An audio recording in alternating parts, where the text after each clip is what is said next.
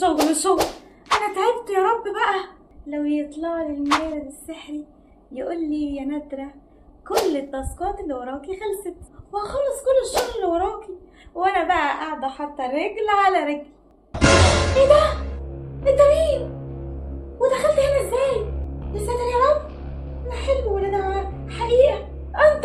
أنا المارد يا نادرة. ايوه، بس المارد السحري بيبقى شفاف كده ومغرش، وانت يا اخويا بكسلان وصفر وواحد. طب انا هبطل ادخل صوتي خلاص طالما الموضوع مش واقف. يا رب ليه ما خلقتنيش مارد بس. ثواني، هي ما فرقتش كتير. انت تطلع مين بقى؟ وعرفت اسمي منين؟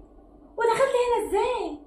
بصي يا استاذه نادرة، انا نموذج ذكاء اصطناعي بيقوم بتوليد ردود نصيه على رسائل المستخدمين عن طريق تكنولوجيا المحولات البرمجيه وتعلم الالات. ممكن تبسط لي الموضوع شويه؟ انا مش فاهمه. انا ذكاء اصطناعي يا نادرة، انت تقولي وانا اعمل. مهما كان المطلوب ايه. لا والله ببلاش كده؟ لا يا اخويا، اكيد مفيش حاجه ببلاش. اصل ولاد الحرام ما سابوش لولاد الحلال حاجه. لا والله ببلاش، كل الفكره بس ان انا ببقى متاح لعدد رسائل محدود في اليوم، ولو عايزه تستخدميني اكتر بتدفعي اشتراك بسيط. وماله يا اخويا، مش عيب؟ ما يضرش برضه اذا كان على كده سهله. وبرضه انا باخد بيانات المحادثه بتاعتنا وردود افعالك عليها وبستخدمهم في التطوير من نفسي.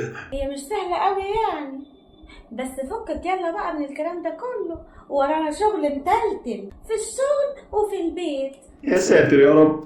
لا يا اخويا، ده في غسيل عايز يتغسل، وغسيل عايز يتكوي، ومواعين عاوزه تتغسل. هي وصلت للمواعيد. يا رب ليه ما خلقتنيش مارد.